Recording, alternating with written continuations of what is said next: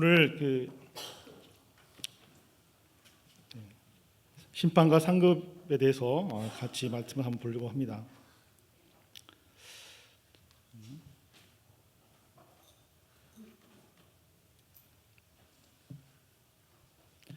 여러분, 우리가 신약 성경 말씀을 우리가 계속 보고 있는데, 특별히 사도행전 3장 말씀을 우리가 살펴보고 있습니다.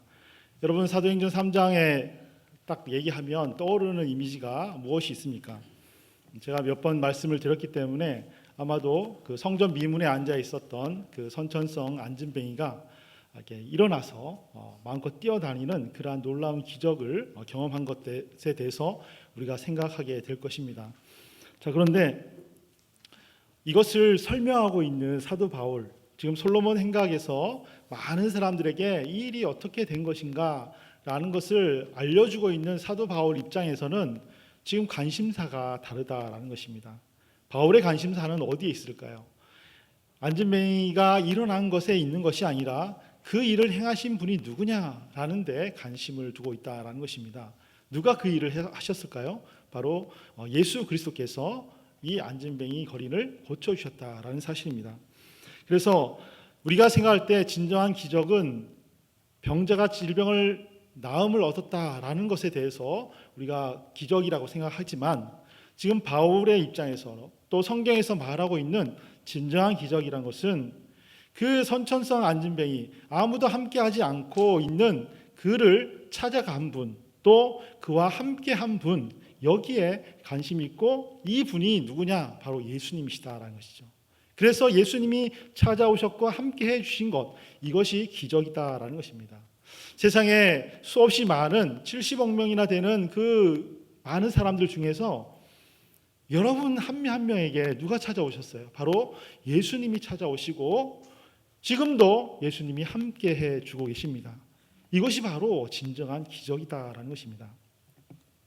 왜냐하면 예수님이 안 계시면 우리는 하나님의 호흡을 할 수가 없어요. 예수님이 계셔야만이 우리가 위로부터 오는 그 하나님의 호흡을 할 수 있고, 또 이 하나님의 호흡을 함으로 인해서 우리의 영과 육이 새로워질 수 있기 때문에 그렇다라는 것입니다.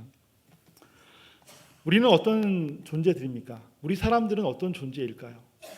우리가 이 땅에서 보면은 참 멋있는 사람도 있고, 유명한 사람도 있고, 아름다운 멋진 사람도 있고, 또 능력이 출중한 그런 사람들도 있습니다. 그러나 공통점은 뭐냐면 그들의 이 호흡이 멈추면 다 끝난다는 것이죠. 아무리 건강해도 여러분 어때요? 숨이 막히면 어떻게 됩니까? 살 수가 없잖아요. 마지막이 찾아온다라는 것입니다. 다시 말해서 우리 사람이란 존재는 이렇게 호흡 하나에 생명이 왔다 갔다 하는 그러한 유한한 존재라는 것입니다. 이렇게 유한한 존재이기 때문에 우리의 관심사가 어디에 있을까요? 세상에 있어도 소용이 없다는 것입니다. 이 세상에서 성공하는 것, 건강하는 것, 자녀들과 행복하게 잘 사는 것, 물론 좋죠. 의미 있습니다. 또 그렇게 해야 되겠죠. 하지만 그것에 관심을 둔다 할지라도 결국에는 어떻게 해요? 우리의 마지막 호흡이 멈추는 순간 모든 것들이 다 사라진다라는 것입니다. 그렇기 때문에 여러분, 우리가 이 땅에 살아가는 삶으로서 진정으로 우리가 중요하게 여겨야 되는 것이 무엇인지 우리가 잘 생각을 해야 합니다. 아무리 열심히 중요한 것을, 가치 있는 것을 붙잡고 얻었다 할지라도 결국 마지막은 호흡이 멈추면 다 화장장으로 가고 또 묘지로 가는 것이 우리들의 인생입니다. 아무것도 변함이 없어요.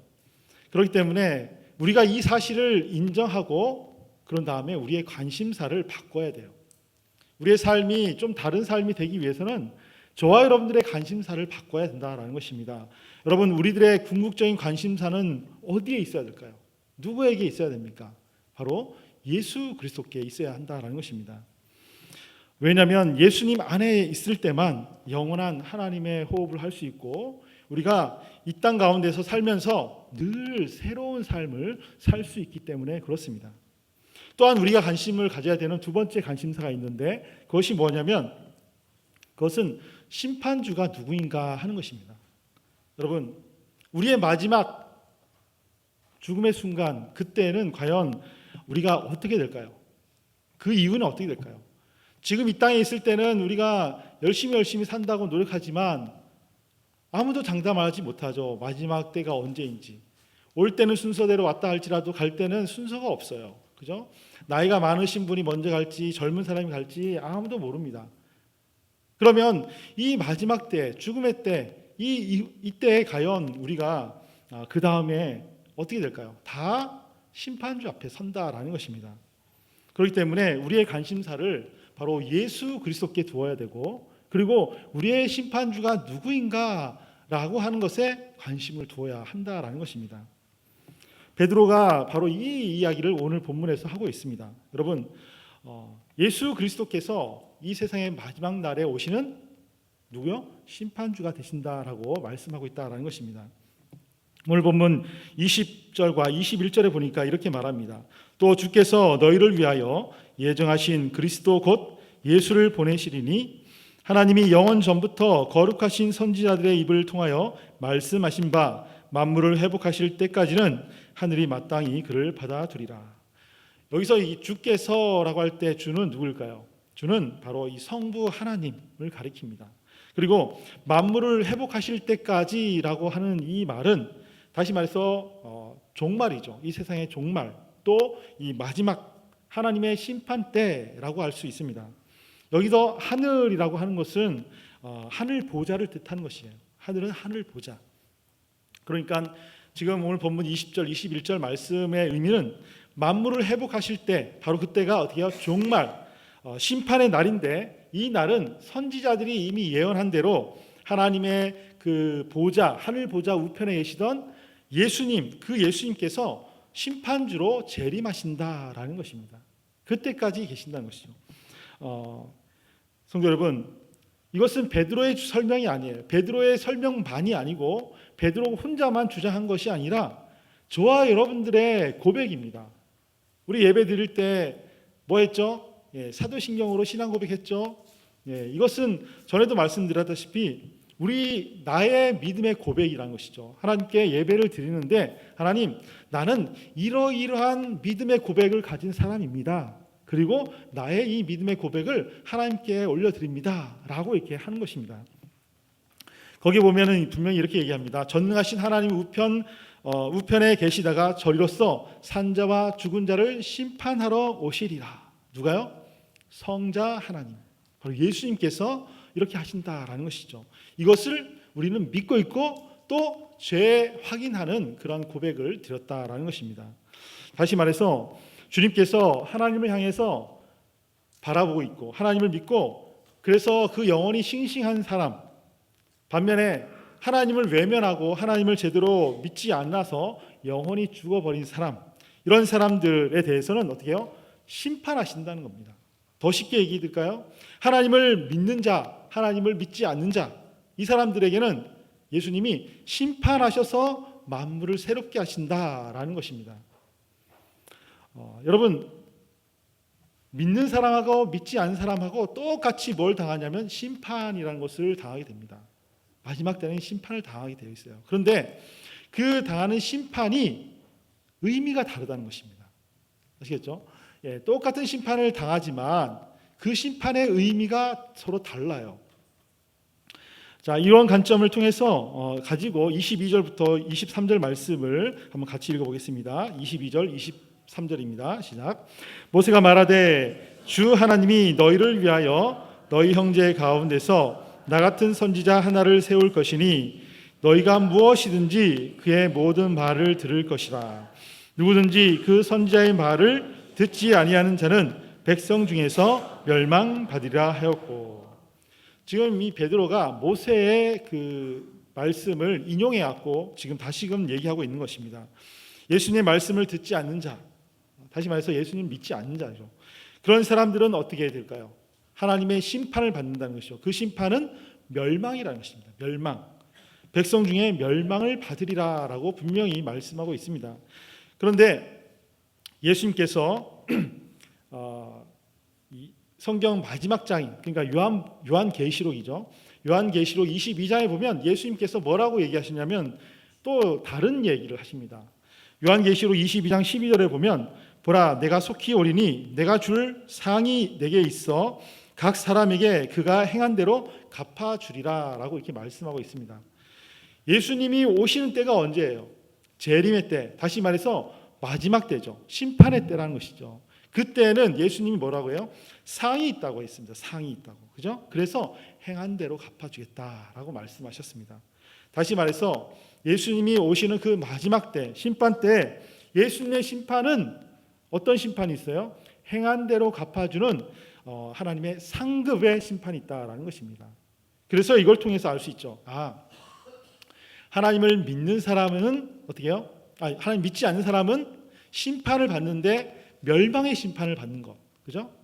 멸망당하는 것이고 하나님을 믿는 사람은 심판을 받는데 행한 대로 갚아주는 상급의 심판을 받는다라는 것이죠. 똑같은 심판이어도 그 심판의 내용이 이렇게 판이하게 달라진다라는 것을 성경은 우리에게 말씀한다라는 것입니다. 자, 여기에서 심판과 관련해서 우리가 한 가지 생각해 보아야 될 것이 있는데 평등과 공평이라는 단어입니다. 여러분 우리 평등 좋아하시죠? 그죠? 모든 사람들은 다 평등하지 않습니까? 그죠? 차이가 없어요. 인간의 존엄성이 있기 때문에 다 평등하다는 것이죠.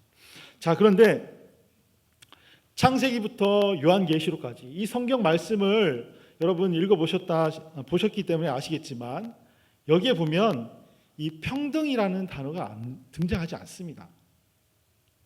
여러분 이거 생각 못하고 보셨죠? 한번 다음부터 읽으실 때는 보십시오. 성경에 평등이라는 단어가 등장하지 않아요. 다시 말해서 우리 하나님에 대해서 지칭할 때 평등의 하나님이라고 하지 않고 다른 말을 쓴다는 것이죠. 어떤 말? 공평이라는 말을 씁니다. 하나님을 향해서 우리 하나님은 공평의 하나님이시다라고 말씀하고 있다라는 것입니다. 인간의 생명의 가치는 또 인간의 그 존엄성은 너무나 중요하고 소중합니다. 그래서 하나님이 창조하신 인간이기 때문에 피조물 인간이기 때문에 누구든지 하나님 앞에서는 평등해요. 차이가 없다는 것이죠. 차별이 없다는 것입니다. 그러나 비록 그렇다 할지라도 그 인간의 삶에 대한 결과 이것까지는 평등하지 않다라는 것이 성경의 말씀이에요. 주님께서는 삶의 결과에 따라서 무엇을 주시냐면 상을 주신다는 것입니다. 주님의 상은 어떤 것일까요? 뿌린 대로 거두는 상이에요. 심은 대로 거두게 하시는 상이 바로 하나님께서 주시는 우리의 상이다라는 것입니다. 이것이 바로 하나님의 공평이고 하나님의 정의예요. 여러분 만약에 우리의 인생의 삶을 우리가 살아왔는데 열심히 살아왔어요. 그런데 이 삶의 결과를 평가할 때 평등의 잣대로 평가하면 어떻게 될까요? 여러분 평등의 잣대로 한번 평가한다고 생각해 보십시오.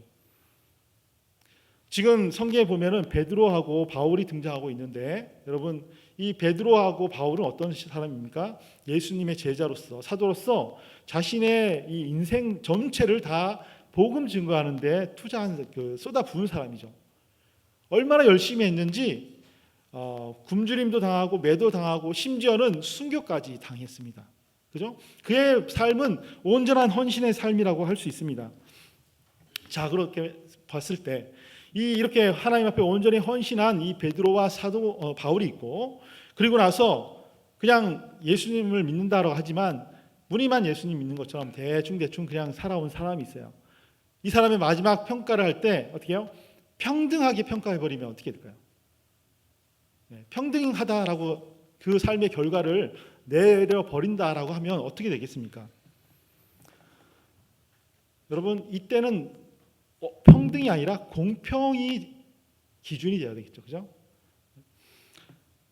하나님을 위해서 이 땅의 삶을 우리가 열심히 살아야 되는 이유가 어디에 있습니까? 만약에 하나님께서 평등의 잣대로 모든 것을 평가한다고 한다면 우리가 열심히 살아간 사람이라 그냥 대충 설렁설렁 이쪽에도 가고 저쪽에도 가고 양다리 거치면서 편한 대로 살아왔던 사람하고 여러분 마지막에 갔을 때 다 똑같다, 평등하다라고 평가해버리면 여러분 우리가 이 땅에서 이렇게 신앙생활 열심히 할 이유가 어디에 있을까요? 그죠? 그런 사람은 바보죠.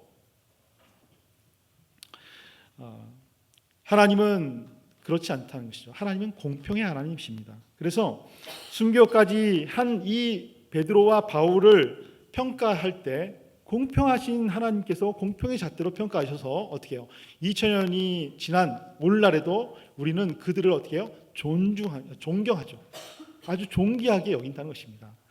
모든 믿는 사람들 앞에서 베드로, 바울은 정말 존경의 대상이고 우러러움의 대상이 되는 거죠. 위대한 신앙인으로 칭찬과 경배를 받는다라는 것입니다. 뿐만 아니라 하늘나라에서는 어떻게 될까요? 하늘나라에서는 하나님께 영광의 면류관을 받습니다. 그렇죠?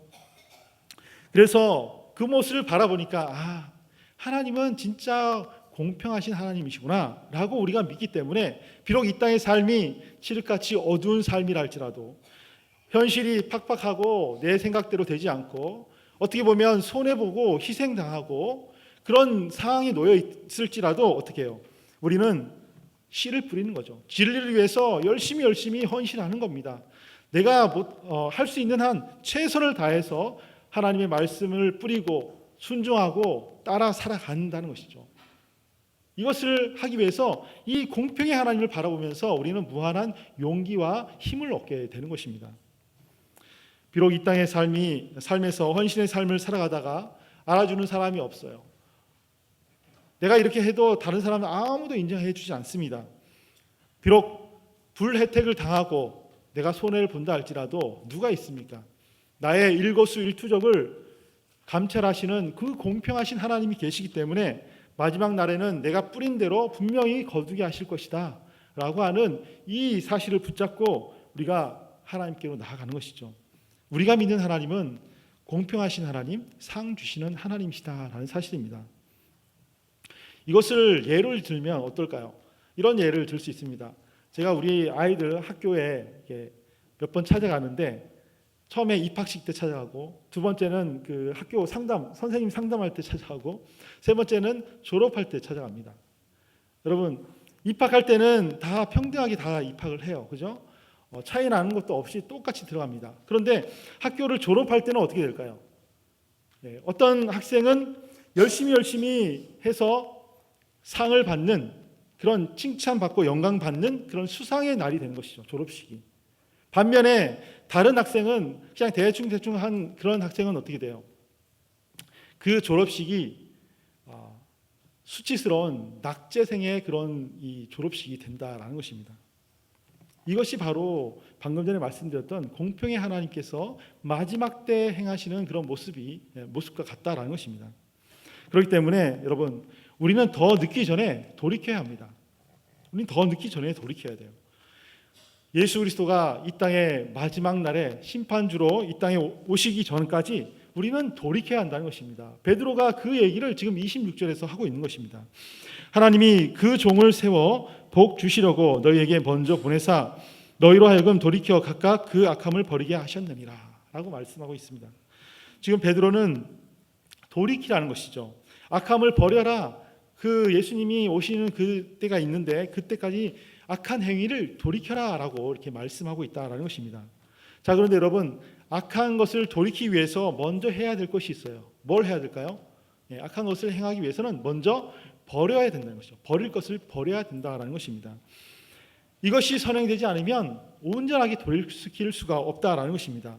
잠깐은 돌이킨 것처럼 보일 수 있어요. 그러나 다시금 회개해요. 우리가 변한 것처럼 보이는 그런 경우가 있죠. 그죠? 우리가 좀 새로워진 것처럼 보일 때가 있어요. 그런데 얼마 못 가서 다시금 또 원상태가 됩니다. 왜 그럴까요? 내 안에 있는 것들을 버리지 못하고 그냥 돌이킨다고 그렇게 하니까 복원력이 있어갖고 다시금 원점으로 돌아오게 되는 것이다라는 것입니다. 온전하게 돌이키기 위해서는 먼저 버릴 것은 버려야 된다는 것입니다. 여러분, 누가 악함을 버리고 돌이켜서 새로워질 수 있을까요? 쉽게 한마디로 말해서 어떤 사람이 악함을 버리고 돌이킬 수 있는가, 새로워질 수 있는가? 그것은 바로 우리 주님의 심판을 믿는 사람만이 그렇게 될 수 있다라는 것입니다. 오늘 말씀을 보면 이 우리들의 신앙과 관련해서 크게 세 가지를 언급하고 있습니다. 첫 번째는 뭐냐면 첫 번째는 새롭게 된다라는 얘기고요.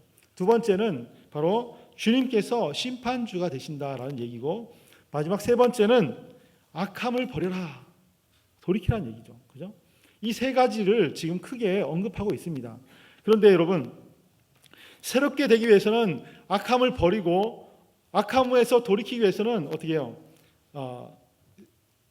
악함에서 돌이켜 와야만이 새로워질 수 있다는 것이죠. 그런데 그 중간에 뭐가 있어요? 심판주가 중간에 위치하고 있죠. 그죠? 새롭게 된다, 주께서 심판주다, 그리고 악함을 버려라. 이 첫째와 마지막을 연결해 준, 새롭게 되는 것과 악함을 버리는 것을 연결해 주는 것이 바로 심판주라는 것입니다. 무엇을 얘기하고 있습니까? 심판이 없으면 새롭게 되는 것, 또 악함을 돌이키는 것 안 된다는 것이죠. 믿는 이에게 주님의 심판은 책망이 아니라 상급으로 주어지게 됩니다. 그렇기 때문에 이 심판을 믿으라는 것이죠. 이 심판을 믿어야만이 악함에서 떠나서 초지일간 하나님을 향해서 나아갈 수 있고, 하나님과 함께 호흡을 하며 새로운 나날을 우리가 살아갈 수 있게 된다라고 말씀하는 것입니다. 하지만 이것을 믿지 않는 사람들, 그 사람들은 어떨까요? 잠깐은 떠난 것처럼 보일 수 있죠. 악한 것을 떠난 것처럼 보일 수 있어요. 하지만 지속되지 않습니다. 왜요? 여러분, 하나님이 주는 이 상급이란 것은 당장 눈에 보이지 않거든요. 그런데 세상에 있는 이 악함들, 세상의 유혹들은 우리의 현실입니다. 붙잡을 수 있거든요. 그러니까 잠깐은 돌이킨 것처럼 보이지만 다시금 돌아오게 된다라는 것입니다. 오늘날 성도가 성도답지 못하게 살아가고 있고, 교회가 교회답지 못하게 행하고 있는 모습을 보게 됩니다. 왜 그럴까요? 왜 교회는 새로워지지 않고 있습니까? 그것은 바로 주님의 이 심판과 상급을 믿지 않기 때문에 그렇습니다. 다시 말해서 엄밀하게 말하면 교회를 이루고 있는 성도들이 여기에 대해서 관심이 없어요. 여러분, 여기에 대해서 믿지 않는 것입니다. 그러다 보니까 주님을 믿는다라고 말하지만 더 세상의 것을 집착합니다. 악함을 버리고 돌이키기보다는 자신의 그 욕심을 이루기 위해서, 욕망을 위해서 여러분 수단과 방법을 가리지 않아요. 주일날 교회에 와서 예배는 잘 드리시고 나가서 나머지 일주일은 자신이 생각하는 대로 자신의 욕심을 위해서, 자신의 욕망을 이루기 위해서 똑같이 살아가는 것이죠. 수단과 방법을 가리지 않고 살아갑니다. 그러다 보니까 이런 사람들은 어때요? 믿지 않는 사람과 차이가 없어요. 아니, 오히려 더 심한 경우가 더 많다라는 것입니다. 스스로 한번 질문해 보시기 바랍니다. 여러분, 내가 정말 주님의 심판을 믿고 있는가? 내가 정말 하나님께서 주시는 그 하나님의 상급을 바라보면서 사모하면서 매일을 살아가고 있는가? 여러분, 한번 스스로 질문해 보십시오. 악한 것을 버릴 것은 버리고 정말 심어야 될 것, 선한 것들을 내가 심으면서 살아가고 있는가? 한번 우리 스스로 질문을 해보시기 바랍니다. 여러분, 사람은 자기보다 높은 사람이 주는 상을 상이라고 생각합니다. 한번 생각해 보십시오. 만약에 어린 아이가 여러분에게 찾아와서 이거 상이에요, 그럼 주면은 여러분 좋아해요? 여러분 귀엽죠?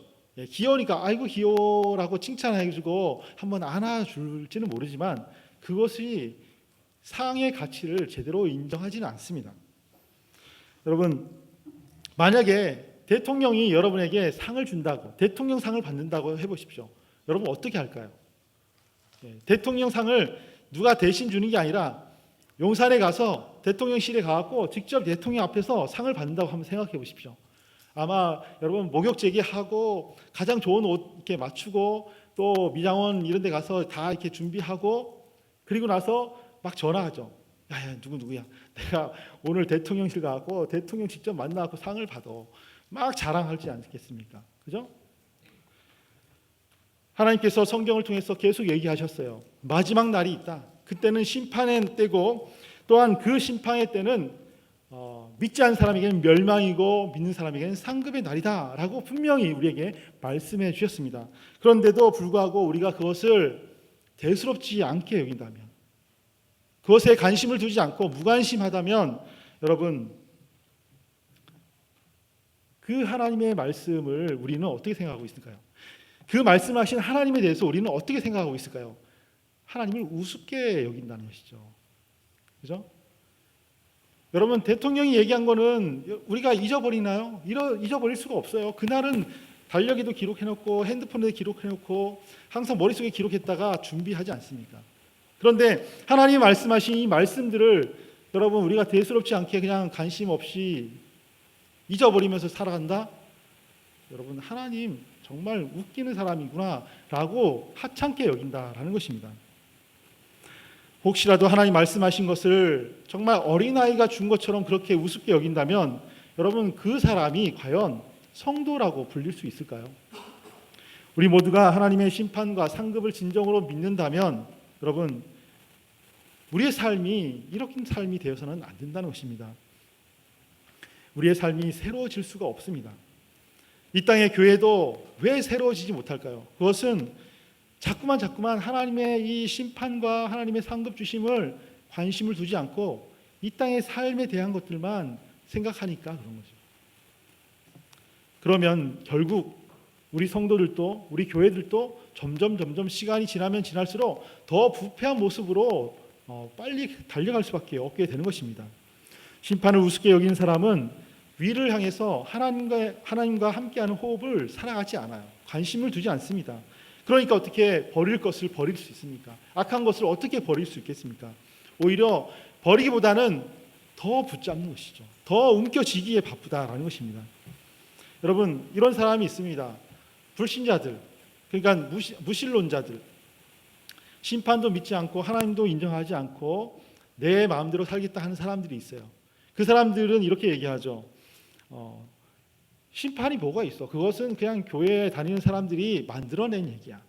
헌금 내게 하기 위해서 또 교회에 모이게 하기 위해서 이렇게 만들어낸 것이니까 다 가짜고 그런 거 없어라고 이렇게 이야기하는 사람들이 있습니다. 나는 그런 것과 무관해라고 주장하는 분들이 있습니다. 여러분, 그들이 그렇게 주장하고 무관하다고 얘기한다고 해서 과연 이 하나님의 심판이 없을까요? 마태복음 24장 40절에서 42절에 보면 이 심판에 대한 광경을 아주 적나라하게 설명하는 내용이 등장합니다. 어떤 얘기냐면 이런 것입니다. 마태복음 24장 40절부터 42절인데 우리 같이 한번 읽어보겠습니다. 그때 두 사람이 밭에 있음에 한 사람은 데려가고 한 사람은 버려둠을 당할 것이요 두 여자가 맷돌질을 하고 있음에 한 사람은 데려가고 한 사람은 버려둠을 당할 것이니라. 그러므로 깨어 있으라. 어느 날에 너희 주가 임할는지 너희가 알지 못함이라. 아멘. 여러분, 이걸 오늘날로 바꿔 얘기하면 직장에서 열심히 일하는 두 사람이 있어요. 그런데 그 사람 중에 갑자기 어느 날 보니까 한 사람이 같이 일하는데 갑자기 한 사람은 그냥 하늘로 들려가는 거예요. 한 사람 남아 있다는 것이죠. 같이 주방에서 요리하는 사람이 있는데 두 사람이 같이 요리하다가 갑자기 한 사람은 들림을 받고 한 사람은 남아 있다는 것입니다. 그죠? 들림을 받는 사람은 누구고 남아있는 사람은 누구일까요? 여기서 들림 받는 사람은 심판을 믿는 사람이죠. 하나님의 마지막 때가 있고 심판의 때가 있어서 그 심판의 때 바로 예수님께서 심판주로 오신다라고 하는 사실을 믿는 사람이 바로 들림을 받는다는 것이죠. 반면에 남아두고 버려둠을 당한 사람은 누굴까요? 그게 무슨 소리야. 그거 당신이나 믿고 나는 그냥 간섭하지 마십시오. 그거 안 믿어요. 그거 가짜니까 그거 신경 쓸 필요 없습니다. 라고 했던 사람이 버려둠을 당한다라는 것입니다. 여러분, 심판에 대한 이 여부는 우리의 믿고 안 믿고에 상관하지 않아요. 이것은 진리이기 때문에 여러분, 이것은 반드시 우리의 믿음과 상관없이 일어나는 일이다라는 것입니다. 그러므로 오늘 성경은 우리에게 말하죠. 그 심판의 때가 있기 전에 어떻게 하라고요? 깨어 있으라는 것이죠. 깨어 있으라는 것입니다. 여러분, 깨어 있는다는 것이 무슨 뜻일까요? 깨어 있는다는 것은 당연하게 주님의 심판을 믿고 우리 안에 있는 악한 것들을 버릴 것은 버리고 주 안에서 하나님과 함께 호흡하며 날마다 새로워지는 삶을 살아가는 것, 이것이 바로 깨어 있는다라는 것입니다. 성도 여러분, 이제 말씀을 정리하겠습니다. 이런 사람이 있어요. 내가 이 땅에 살면서 정말 최선을 다해서 살아갔고 할 거 내가 하고 싶은 것, 계획했던 것 모든 것을 다 했어. 내가 이제 먹고 싶은 거, 누리고 싶은 거, 뭐 그런 것들을 다 지금 누리고 다 살았고 이제 여한이 없다라고 하는 사람이 있습니다. 그런데 그 사람에게 무엇이 찾아왔을까요? 그 사람의 코끝의 호흡이 어느 날 갑자기 멈췄어요. 다시 말해서 죽음이 찾았다라는 것입니다. 그런데 죽고 나니까 어떻게 돼요? 죽은 그 순간에 보니까 하나님의 심판대 앞에 서 있는 것입니다. 여러분,